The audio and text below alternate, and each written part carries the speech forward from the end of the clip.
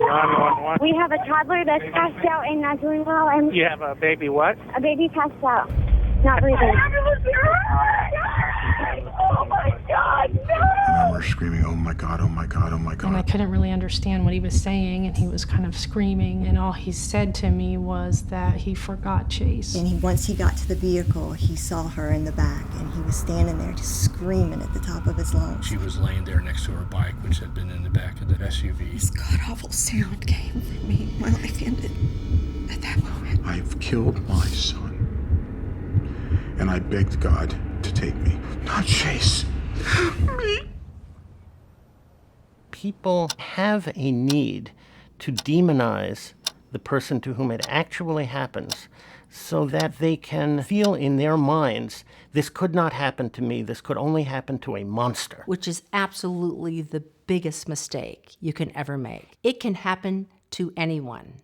And it has happened to the CEO of a hospital, to a college professor, to a postal worker, to a pizza maker, to a nurse, to a teacher, to a doctor, to a vice principal, you name it. Dozens of children die needlessly every year due to heat stroke in a vehicle. Nationwide, 11 children died in hot vehicles in the month of July. 29 have died this year. We actually had another one yesterday, so now the total is up to 30 children this year. An average of 37 per year. And why is that? There has been a significant change in the way we transport our children. In the mid-90s, we started adding airbags. These overpowered airbags were killing children. We can't let the kids be up front anymore. They're in the back seat, they're rear facing. You can't even tell if there's a baby in that seat or not. Any parent will tell you the first year or two of life, they don't get any sleep. Your brain, your memory doesn't function like it should. Sometimes you'll arrive at a destination and you'll realize that you don't really remember the actual drive getting there. Stress causes that reptilian part of the brain to take over sometimes.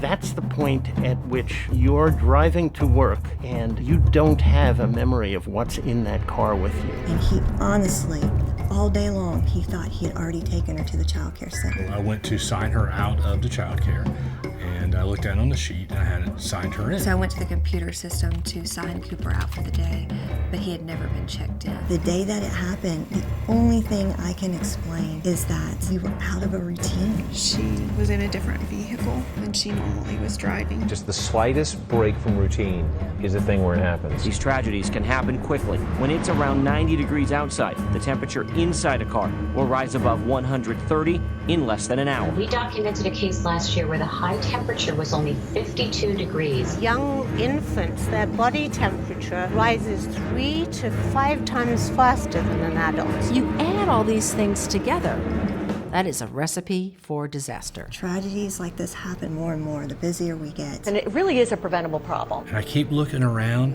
and it keeps happening.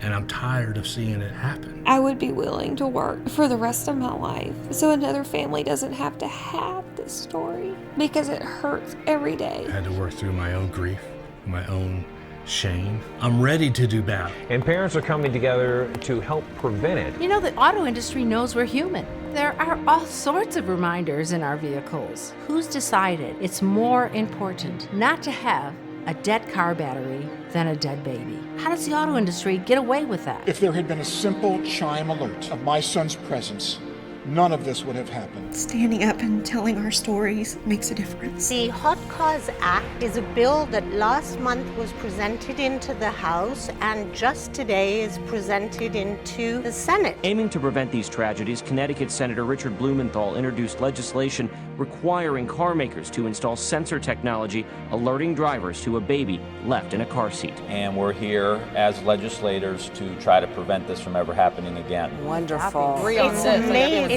But I hope that all of your listeners will absolutely call their congressman and urge them to get this bill passed. Yes. Because 4 children have died in the past week. We need to stop families having to deal with what I've done to our family. This law can do that. I'm passionate about making this film, but I need your help to get it made quickly.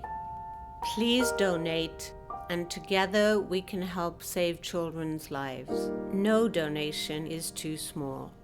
Thank you very, very much.